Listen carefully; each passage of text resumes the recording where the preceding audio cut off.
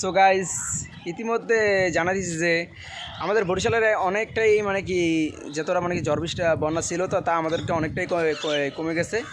So এখন একটু রোদের আবহাওয়া মানে কি এখন এখন অনেকটাই পাইছি। সো গ্রামের অবস্থাটা অনেকটাই ভয়ানক অবস্থা এখন পর্যন্ত বলে তারা বলে কারেন্ট পায় না। আজকাল বলে 4 দিন হয়ে গেছে, তারপর কারেন্ট পায় না। সো নাকি তারা আরও কারেন্ট পাইতে বলে আরও 2-3 দিন যাবে। সো অনেক গাছ কারেন্ট বলে ভেঙে চুরে গেছে। তো আমাদের একটা নরজাঙ্গলে মাধ্যমিক বিদ্যালয়ের একটা স্কুল ছিল, ওই স্কুলটা অনেক সুন্দর ছিল, বাট আমাদের স্কুলটাও ভেঙে চুরমার হয়ে গেল। এখন দেখার একটা কষ্ট লাগলো যে স্কুলটা যে এতটা যে কষ্ট পাইছি মোরা, কারণ আমরা এই 5টা বছর ছিলাম তো স্কুলটা, তাই ওটার দুঃখ সুখ মোরাই বুঝছিলাম। টেবিল 2-একটা বেঁচেছিলাম, তো মোরা যে একটু কষ্ট সেটা বুঝছি, যে টিন চুরি করছি তা মোরা জানি।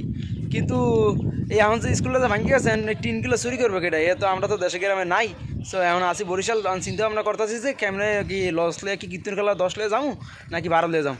এখন চিন্তা ভাবনা আসি যে আমার এক বড় ভাই আছে, বড় ভাইকে নিয়ে মনে করুন সে চুরিতে অভিজ্ঞতা আছে। এখন এই বড় ভাইকে নিয়ে যাবো, সে এখন গোসল করতে আছে ডুবে, তাই আমরা বিকালবেলা রওনা হবো এই বড় ভাইকে নিয়ে। ভাই আপনি যদি বলার থাকে তাহলে বল। আগে সাইতে সামান মাইককে রেডি হই, তারপর করগুতাল মাখতে হইবে অন্য কায়দায়, এইবার যাইতে হইবে। তো বাইর যা বলার তো বলছি। বাইর মনে করেন না যে এটা একটা ভূত, কিন্তু না, এটা একটা মানুষের মতনই দেখা যাইতেছে। সো এইটা একটা মনে করেন না কীর্তনকালা নদীর থেকে একটু ডুবে আইছিল, তার জন্য চেহারা এরকম হয়ে গেছে। কালা না, ফিল্টার তো মারাই যাবে না, কারণ আমাদের ফিল্টার কোনো অসুবিধা নাই। তো বলিস হ্যাঁ, ধন্যবাদ জানাইতেছে ইতিমধ্যে আপনাদের সবাইকে, কারণ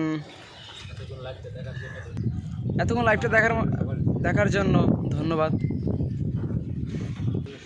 শুভকামনা রইল সবার জন্য। আবার দ্বিতীয় ভিডিওর জন্য আপনারা প্রস্তুতি হন।